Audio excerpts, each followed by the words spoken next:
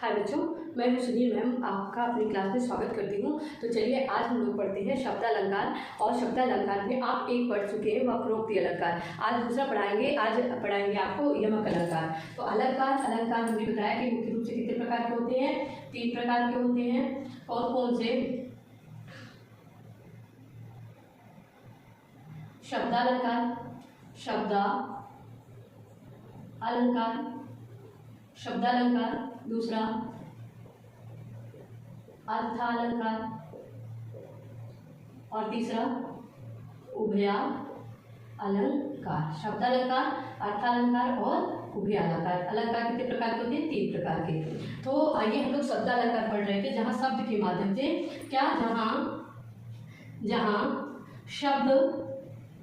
जहाँ पर शब्द के माध्यम से काव्य में, जहाँ शब्द के माध्यम से काव्य में चमत्कार आए, वहाँ पर क्या होता है? वहाँ पर शब्दालंकार होता है। शब्दालंकार होता है। हमने उदाहरण द्वारा समझाया था कि जैसे शब्द के माध्यम से अगर तुम मिल जाओ तो जमाना छोड़ देंगे हम। अगर तुम मिल जाओ जमाना छोड़ देंगे हम। तो उसने बताया बच्चों कि उदाहरण। आइए तो उसके बाद आपने वक्रोक्ति पढ़ा। वक्रोक्त 2 प्रकार के होते हैं, काव्य वक्रोक्त और श्लेष वक्रोक्ति। तो आइए हम लोग आप सीधे चलते हैं यमक अलंकार। शब्दालंकार में क्या पढ़ेंगे? यमक अलंकार। तो आइए हम यमक अलंकार की बात करते हैं। यमक अलंकार जो यमक अलंकार है, इसको हम लोग देखते हैं। तो यमक अलंकार की परिभाषा सबसे पहले देखते हैं। परिभाषा क्या देखेंगे? परिभाषा।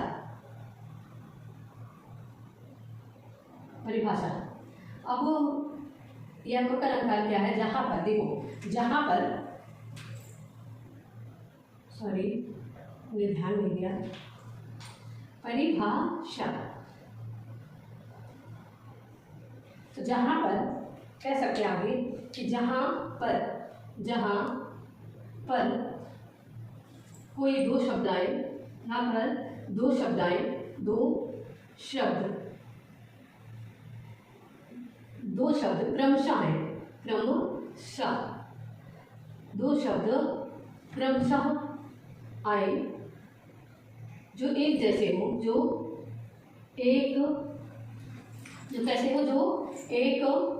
जैसे हो यानी एक जैसे हो, यानी युग जैसे हो, यानी युग्मक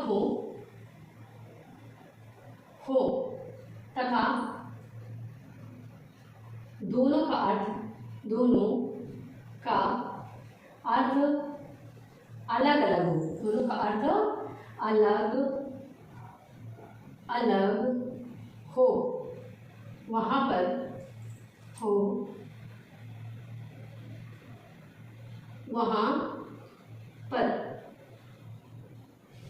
पर यमक अलंकार होता है।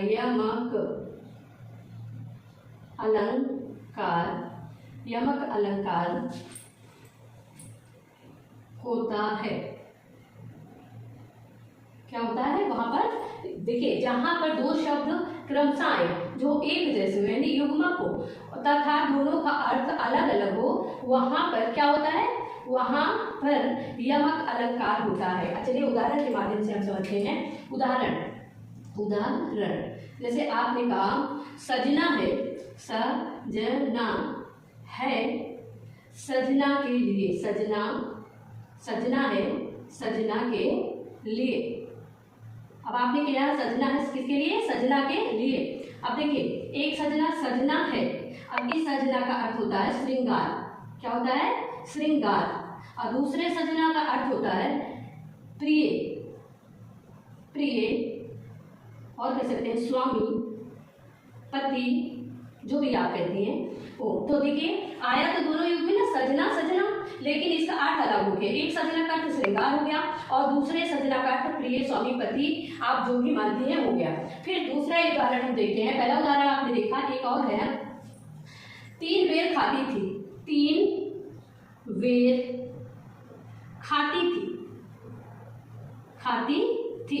सीता जी के लिए कहा गया कि वो 3 बेर यानी 3 टाइम खाती थी, 3 समय में खाती थी, 3 बेर खाती थी, वह 3 बेर खाती है, 3 बेर खाती है, बेर। अब 3 बेर खाती थी यानी 3 समय, समय हो गया ना, समय यानी पाली जिसको कहते हैं, पाली, समय,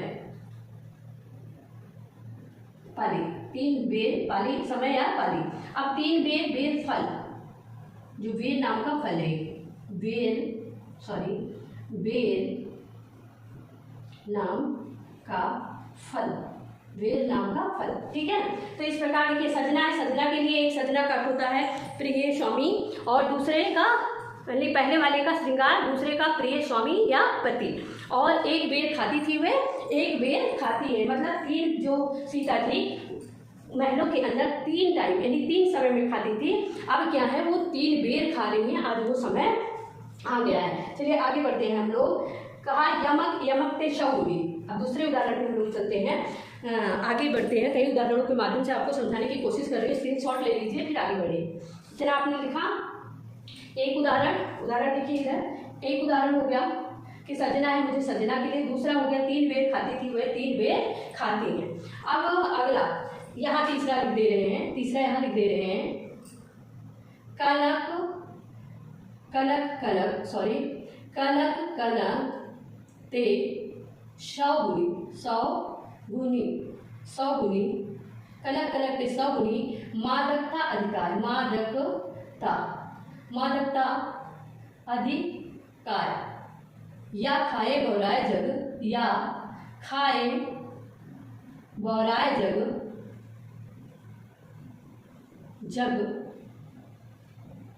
या खाए गौराय जग, या पाए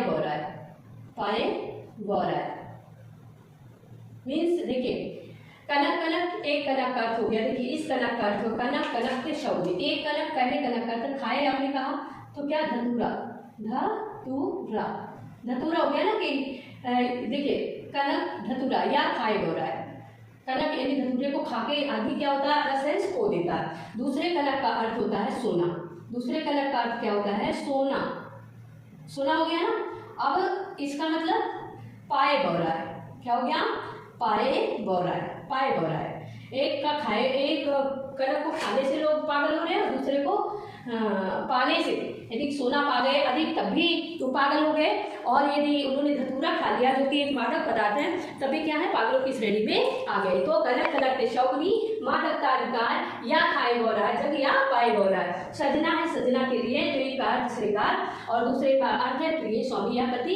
3 बेर खाती थी, वो 3 बेर खाती, 3 समय पालियों में जो खाती थी सीता जी घरों में। अब क्या कर रही है 3 बेर खाकर वो अपना समय व्यतीत कर रही है। अब क्या कर रही है 3 बेर खा रही है, मीन्स फल, बेर मीन्स बेर फल का नाम है, तो 3 बेर वो खाकर अपना पालन पोषण कर रही हैं। आगे सूर तुलसी ससी, एक उदाहरण और है आप देख लीजिए।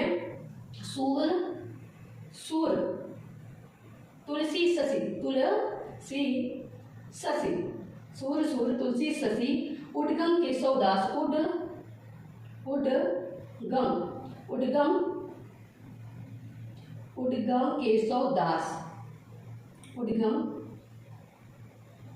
केशव दास, सूर तुलसी सची उद्गम केशव दास। अब के कवि खदोत्सम,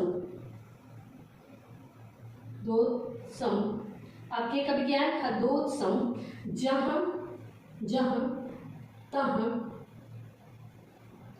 करे प्रकाश, जहाँ तक करे प्रकाश। देखो क्या करें सूर तुलसी सस्य उद्गम केशव दास, आपकी कवि खदोत्सम जहाँ तक करे प्रकाश। देखिए एक सूर का अर्थ हो गया एक सूर का अर्थ हो गया पहले सूर का अर्थ यहाँ बता रहे हैं। जैसे पहले कनक का अर्थ, कनक का अर्थ क्या हो गया धतूरा, पहले कनक का अर्थ क्या हो गया धतूरा।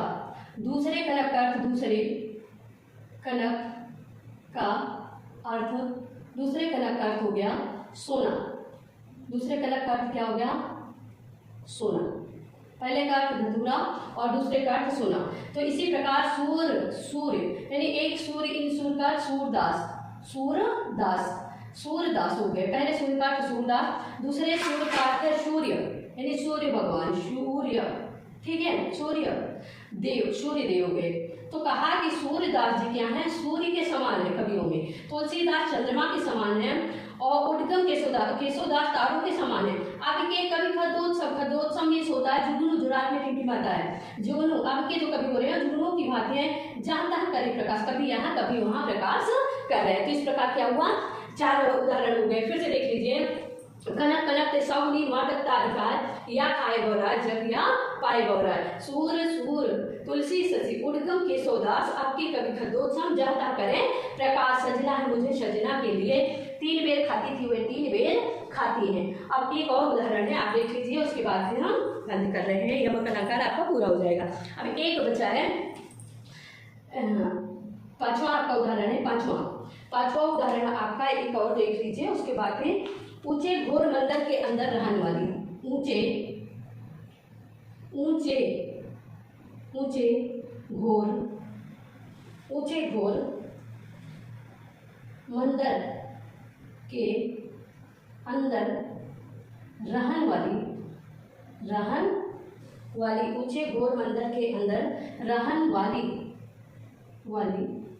ऊंचे घोर मंदिर के अंदर रहती हैं।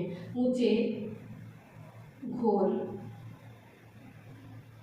मंदिर के अंदर रहती हैं। अब इस उदाहरण को देखिए, कहा गया ये राणा प्रताप की पत्नी के विषय में कहा गया है। किसके? राणा प्रताप की। राणा प्रताप की पत्नी के विषय में कहा गया है। पत्नी के विषय में, राणा प्रताप की पत्नी के विषय में कहा गया है। क्या कहा गया? देखिए, ऊंचे घोर मंदिर के अंदर रहने वाली, ऊंचे घोर मंदिर के अंदर रहती, ऊंचे घोर मंदिर यानी ऊंची ऊंची अट्टालियों पर रहने वाली, ऊंची अट्टालियों पे, ऊंची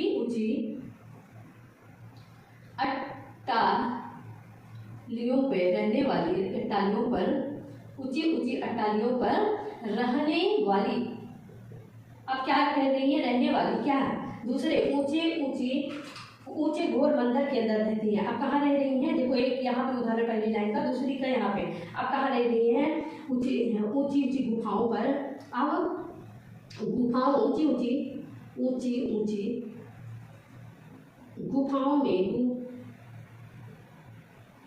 गुफाओं में रह रही हैं। ऊंचे घोर मंदिर के अंदर रहने वाली, ऊंचे घोर मंदिर के अंदर रहती हैं, यानी कि वो महारानी जो ऊंची अट्टालियों पे रहा करती थी, आज वो कहाँ रह रही हैं? आज वो ऊंची गुफाओं में रहने के लिए मजबूर हो गई है। तो ये रहा आपका यमक अलंकार। आगे आपको पढ़ाएंगे अनुप्रास अलंकार। आगे क्या पढ़ाएंगे आपको? अनुप्रास अलंकार। तो चलिए हम लोग आगे पढ़ते हैं अनुप्रास अलंकार। क्या पढ़ेंगे? अनुप्रास अलंकार। अनुप्रास अलंकार। अब हम लोग पढ़े क्या चल रहे हैं? अनुप्रास अलंकार।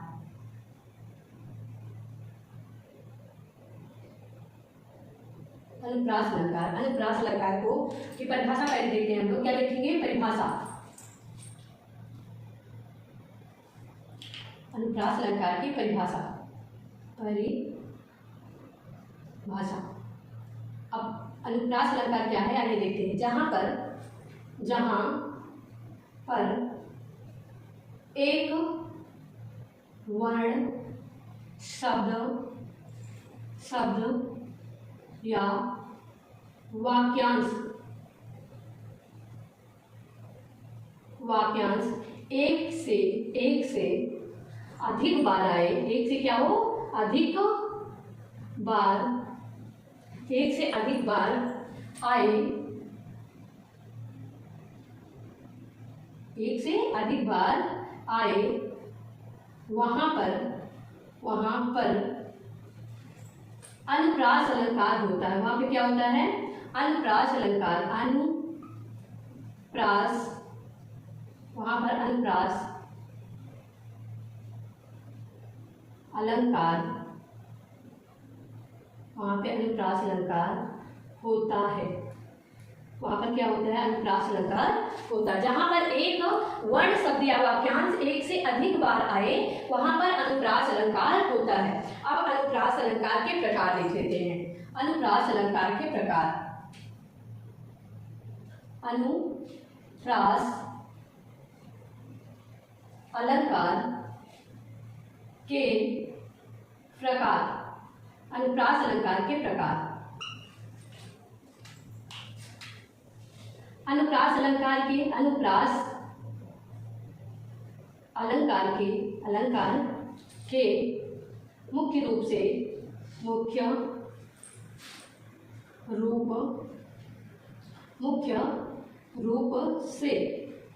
5 प्रकार होते हैं। 5 प्रकार होते हैं। देख लेते हैं। नंबर 1, 5 प्रकार कौन कौन से हैं?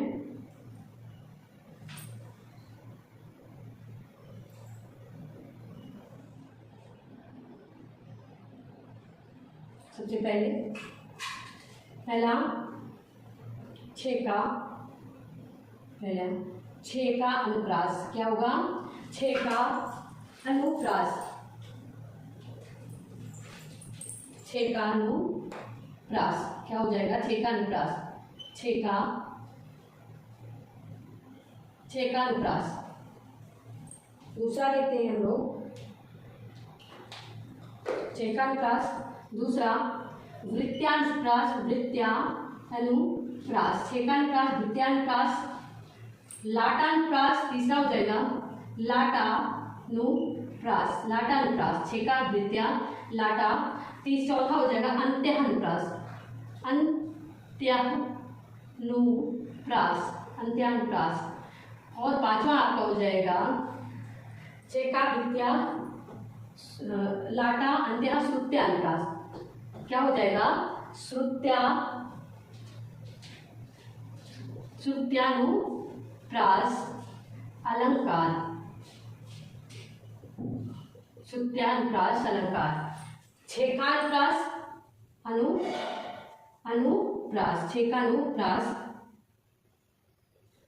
छेकानुप्रास अलंकार। अलंकार। छेकानुप्रास अलंकार। द्वितीय अनुप्रास अलंकार। लाटा अनुप्रास अलंकार। अंत्यानुप्रास अलंकार। श्रुत्यानुप्रास अलंकार। इस प्रकार अलंकार अनुप्रास अलंकार कितने प्रकार का है? 5 प्रकार। कितने प्रकार का? यहाँ पे है, देखो यहाँ पे 5 प्रकार का होता है। और इसे कहते हैं जहां पर एक वर्ण शब्द या वाक्यांश एक से अधिक बार आए, एक से क्या हो? अधिक बार आए, वहां पर अनुप्रास अलंकार होता है। अनुप्रास अलंकार कितने प्रकार का होता है? ये अनुप्रास अलंकार के जो भेद हैं, तो अनुप्रास अलंकार मुख्य रूप से 5 प्रकार का होता है। कितने प्रकार का?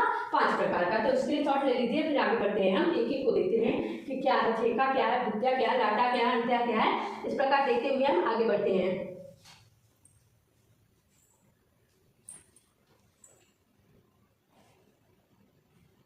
अब चलिए आगे बढ़िए। हम लोग ले लिए होंगे आप। सबसे पहले देखते हैं छेका अनुप्रास। सबसे पहले क्या देखते हैं? छेका अनुप्रास। पहला छेका अनुप्रास। छेका अनुप्रास अलंकार। छेका अनुप्रास अलंकार किसे कहते हैं? जब 2 वर्ण या शब्द, जब किसी काव्य की पंक्ति में कोई एक वर्ण स्वरूप, जब किसी काव्य की पंक्ति में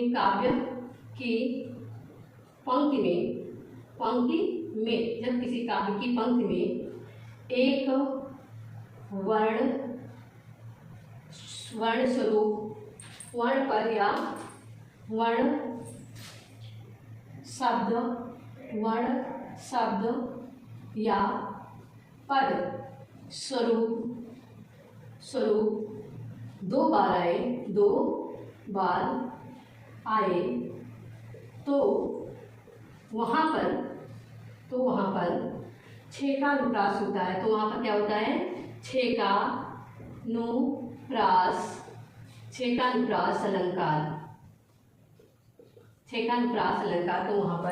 तो वहाँ पर छेकानुप्रास अलंकार होता है। क्या होता है? छेकानुप्रास अलंकार होता है। ठीक है। क्या कहा आपने कि जब किसी काव्य की पंक्ति में एक वर्ण, शब्द या पद स्वरूप, यानी उसका जो स्वरूप है दो या दो से दो बार आए, अधिक नहीं आना चाहिए, 2 बार लगातार आए तो वहां पर छेकानुप्रास होता है। उदाहरण हम लोग देखते हैं। उदाहरण क्या होगा इसका? उदाहरण आइए हम लोग इसका क्या देखते हैं? उदाहरण देखते हैं। भय प्रकट कृपाला, भय प्रकट कृपाला, दीन दयाला। अब क्या हो गया? दा 2 बार आ गया ना, यहाँ पे दा है, यहाँ पे दीन दयाला। अब 2 हो गया। भय प्रकट कृपाला, दीन दयाला, कौशल्या हितकारी, हर्षित महतारी, तुम मुन्हारी, अद्भुत रूप विचारी। तो देखो यहाँ से मतलब है हमको बस दीन क्या आ रहा है? यहाँ भी का आ रहा है, देखो एक ही क्रम में कृपाला का आ रहा है, इससे नहीं मतलब उसमें मात्रा क्या है, इससे कुछ नहीं मतलब है। यहाँ दा आया, यहाँ दा आया, तो ये क्या हो गया? 2 बार आने के कारण ये छेकानुप्रास हो गया। पहला उदाहरण। फिर दूसरा हम इसे भी देख लेते हैं। दूसरा उदाहरण भी है इसमें, लेकिन चलिए। चार चंद की चंचल किरणें। अब चार चंद की चंचल किरणें खेल रही हैं जलथल में। देखिए चार चंद, इसमें क्या कहा है कि क्रमशः आए, एक बार शब्द या पद स्वरूप 2 बार आए तो वहां पर छेकानुप्रास होता है, जोड़े से आए। चार चंद की चंचल किरणें खेल रही, एक शब्द बोले क्रमशः, तो ये देखो क्रमशः है, यहाँ भी क्रमशः आया है, और से नहीं मतलब है। चार चंद की चंचल किरणें खेल रही है जल थल में, स्वच्छ चांदनी बिछी हुई है धरती और अंबर तल में। तो आप चाहे तो पूरा कर सकते हैं, लेकिन ना चाहे कोई मतलब नहीं है, आपको एक लाइन से मतलब है। तो ये इस प्रकार ये छेकानुप्रास हो गया। आप स्क्रीनशॉट ले लीजिए, फिर हम लोग क्या करते हैं, आगे बढ़ते हैं। चलिए आप ले लिए होंगे, वृत्तानुप्रास पे चलते हैं। वृत्तानुप्रास, अब क्या देखते हैं हम लोग? वृत्तानुप्रास। आपने छेका देखा, अब छेकानुप्रास में हम लोग चलते हैं वृत्तानुप्रास। क्या देखते हैं? वृत्ता, दूसरा है आपका वृत्तानुप्रास अलंकार। वृत्तानुप्रास अलंकार, वृत्तानुप्रास अलंकार। हम लोग क्या देखते हैं? वृत्तानुप्रास अलंकार।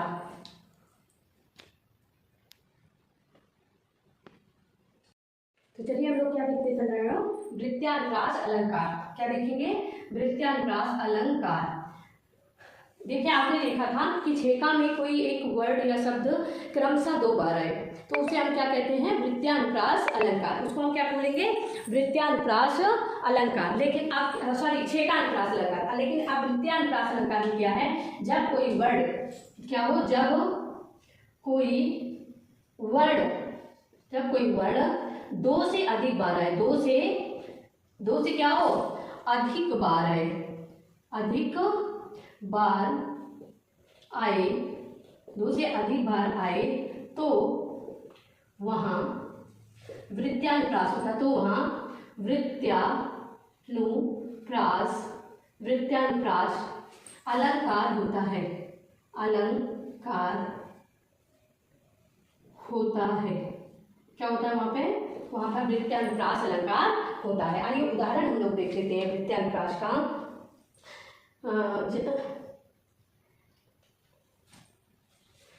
एक उदाहरण है, पहला उदाहरण बंदहु गुरुपद, बंदहु गुरुपद पदुम परागा, पदुम परागा, बंदहु गुरुपद पदुम परागा, सुरुचि सुवास सरस अनुरागा,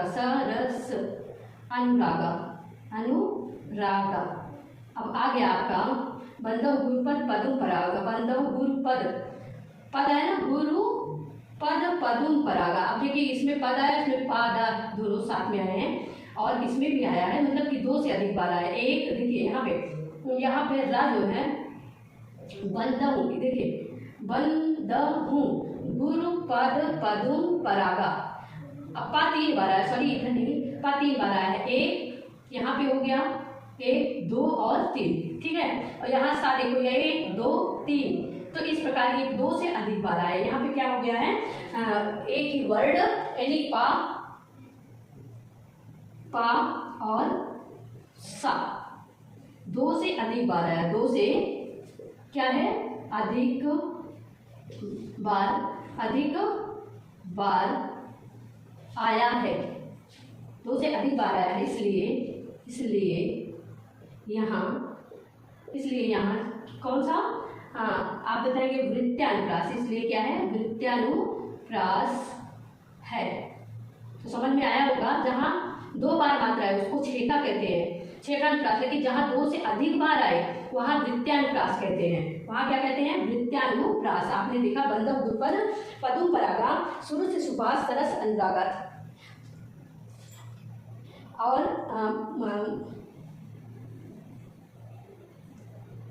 अब एक दूसरा उदाहरण है, मुदित महिपति मंदिर आए। मुदित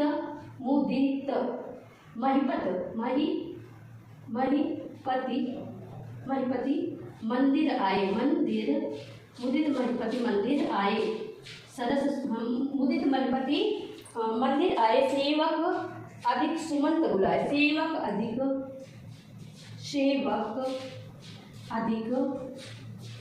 सुमंत बुलाए, बुलाए, सेवक अधिक सुमंत बुलाए। देखिए मुदित महिपति मंदिर आए, मुदित महिपति मंदिर आए, सेवक अधिक सुमंत बुलाए। इसमें भी देखिए हाँ क्या आया है, माँ 1 2 3 बार आया ना। माँ क्या है, माँ 1 से अधिक बार आया है। अधिक बार आने के कारण कौन सा अलंकार हुआ है, अनुप्रास अलंकार हुआ है। अनुप्रास अधिक अनुप्रास अलंकार हुआ है। 1 से अधिक बार आने के कारण अनुप्रास अलंकार हुआ है। आगे स्क्रीनशॉट ले लीजिए, तो हम लोग आगे चलते हैं। चलिए अगले पे चलते हैं। आप लाटा अनुप्रास, क्या है आपका, लाटा अनुप्रास। आपकी तीसरा अनुप्रास है लाटा अनुप्रास। क्या लिखेंगे, तीसरा लाटा अनुप्रास, लाटा अनुप्रास अलंकार, लाटा अनुप्रास अलंकार, ठीक है। तो लाटा अनुप्रास अलंकार में क्या है आपका,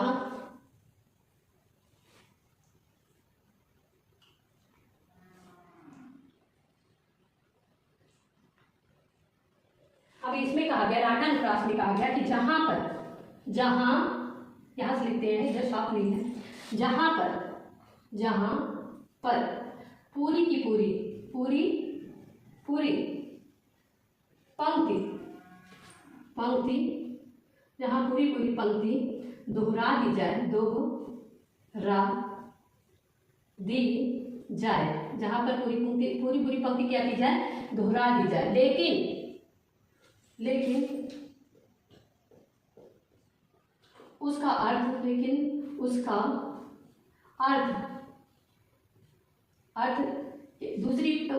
एक दूसरे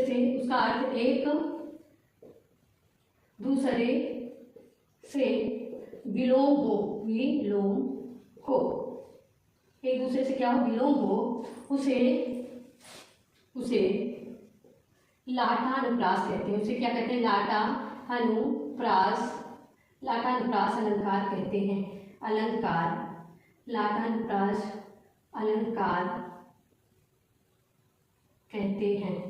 लाटा अनुप्रास अलंकार कहते हैं। जहां पर पूरी पंक्ति दोहरा दी जाए लेकिन उसका अर्थ एक दूसरे से विलोम हो, उसे लाटा अनुप्रास अलंकार कहते हैं। आइए उदाहरण देते हैं हम लोग, क्या देते हैं, उदाहरण। अब उदाहरण में क्या है, चलिए जैसे कहा गया, पूत तो का धन संचय।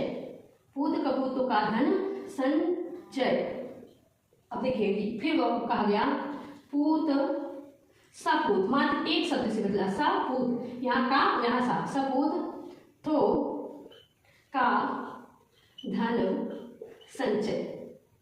संचय कहा गया कि यदि पूत कपूत हो तो धन संचय करने का, इकट्ठा करने का कोई मतलब नहीं है, क्योंकि आप जितनी भी धनराशि इकट्ठा किए हैं वो अय्यासी में अपने सब उड़ा देगा, मतलब बचेगा नहीं, इसलिए कोई मतलब नहीं है। फिर कहा पूत सपूतों का धन संचय, और यदि पूत क्या है, सपूत है, तब भी धन संचय करने की कोई आवश्यकता नहीं है, वह स्वयं कमाकर इकट्ठा कर सकता है। फिर अगला उदाहरण दे देते हैं आपको।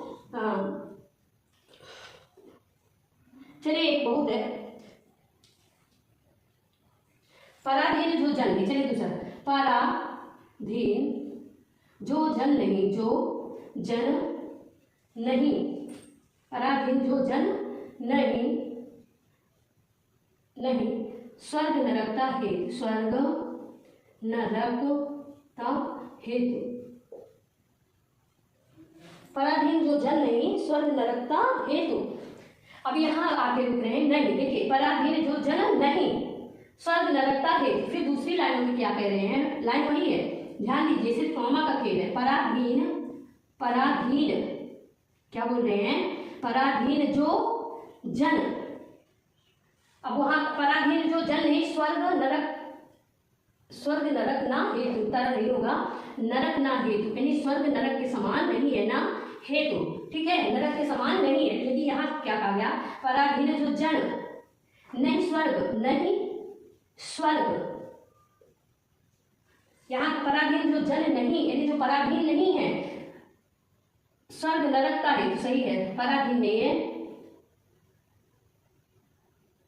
हाँ ना, सही कह रहे, पराधीन नहीं, अपने अधीन है, स्वाधीन, पराधीन नहीं स्वर्ग नरक, नरक ना, स्वर्ग नरक ना है, पराधीन जो जन नहीं स्वर्ग, नहीं स्वर्ग, नहीं स्वर्ग, नहीं कहा गया आगे, नहीं स्वर्ग नरकता हेतु, नहीं, नहीं स्वर्ग नरकता हेतु। अब देखिए यहाँ पे पराधीन जो जन नहीं, जो पराधीन नहीं है वो स्वर्ग नरकता हेतु, स्वर्ग नरक ना हेतु यहाँ कहा गया, नरक ना हेतु कि नरक के समान स्वर्ग नहीं है, लेकिन यहाँ पराधीन जो जन, जो पराधीन है दूसरे के बस में है, तो कहा गया नहीं स्वर्ग, स्वर्ग भी क्या नहीं स्वर्ग नरक ता हेतु, यानी स्वर्ग, स्वर्ग भी नरक के समान है, नहीं स्वर्ग नरकता हेतु। अब यहाँ कहते हैं नहीं पे कि पराधीन जो जन नहीं, यानी जो दूसरे पराधीन नहीं है, स्वाधीन है, उनके लिए स्वर्ग नरक ना हेतु, स्वर्ग जो है नरक के समान नहीं, लेकिन यहाँ क्या कहा गया कि पराधीन जो जन नहीं स्वर्ग, स्वर्ग, स्वर्ग क्या स्वर्ग नहीं रह गया, नरक का हेतु, वह स्वर्ग नरक के समान हो गया है। तो शायद समझ में आ गया होगा। तो चलिए अगले उस पर चलते हैं, क्लास पे, आप स्क्रीनशॉट ले लीजिए। कहा गया ना कि एक ही पंक्ति को क्या किया जाए, दो बार दोहराया जाए, लेकिन अर्थ क्या होता है, एक दूसरे के विलोम हो जाता है। तो यहाँ पे देखिए वर्ड का कमाल था, का की जगह सा आ गया था, यहाँ सिर्फ कॉमा का हेर फेर है और पूरी की पूरी पंक्ति का अर्थ बदल गया है, पूरी पंक्ति का क्या हो गया है, अर्थ बदल गया है। आइए आगे बढ़ते हैं हम लोग। चलिए कहाँ पहुंच गए हम लोग, चलिए तो अगला अलंकार है आपका कौन सा, अगला अलंकार आपका है श्रुत्यानुप्रास, श्रुत्या, श्रुत्या अनुप्रास अलंकार, अलंकार, श्रुत्यानुप्रास अलंकार का उदाहरण देख लीजिए, परिभाषा देख लीजिए, परिभाषा, परिभाषा, श्रुत्यानुप्रास अलंकार में एक ही वर्ड, अनेक वर्ण, अनेक वर्ण एक ही स्थान पर एक ही स्थान से उच्चारित करने वाले, ऐसे कर सकते हैं, एक ही स्थान से उच्चारित होने वाले, उच्चारित होने वाले, उच्चारित होने वाले एक ही स्थान से उच्चारित होने वाले अनेक वर्ण आए तो वहाँ अनुप्रास अलग, तो वहाँ पर श्रुत्यानुप्रास होता है।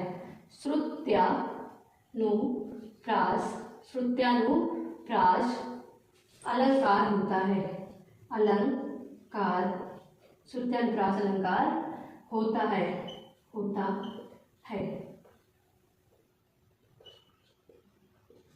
उदाहरण, तुलसीदास सीदत निस्रिन।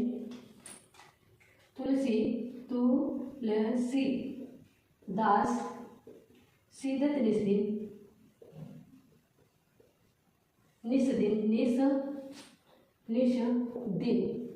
तुलसीदास सीदत निस्दिन, देख तुम्हारी निठुराई। तो इतने बहुत है।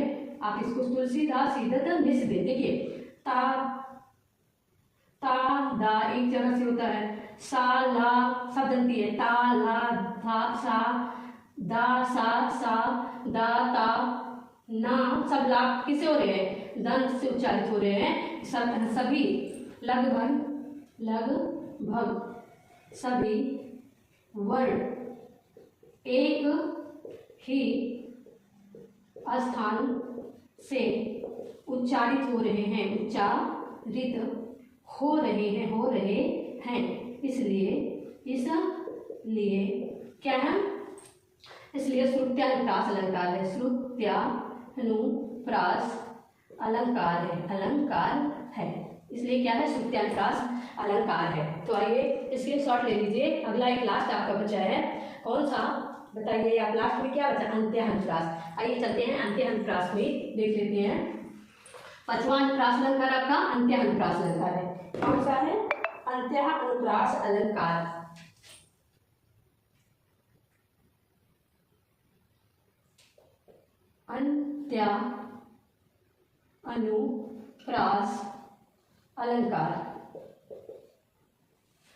अंत्यानुप्रास अलंकार लास्ट में एक बचा है, हम लोग देख लेते हैं। अंत्यानुप्रास अलंकार। तो चलिए बच्चों, अब एक लास्ट में बचा है आपका अंत्यानुप्रास अलंकार। परिभाषा देख लेते हैं। परिभाषा इसकी क्या होगी? जहां पर दोनों पंक्तियों के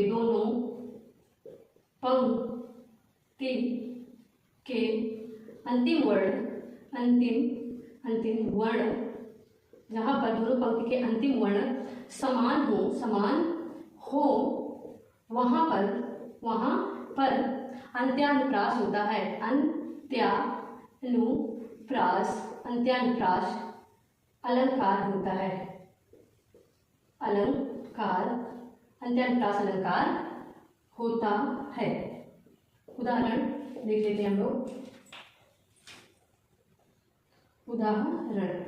उदाहरण देते हैं। अब लास्ट है आपका अनुप्रास अब खत्म। जय हनुमान ज्ञान गुण सागर। जय हनुमान ज्ञान गुण सागर। जय कपीस। जय हनुमान ज्ञान गुण सागर। जय कपीस तिहु लोक उजागर। जय हनुमान ज्ञान गुण सागर। जय कपीस तिहु लोक उजागर। देखिए यहाँ गुण सागर उजागर आया ना। तो इसी प्रकार आज अनुप्रास अलंकार समाप्त होता है। आप चाहे तो स्क्रीनशॉट इसका ले लें। Thank you.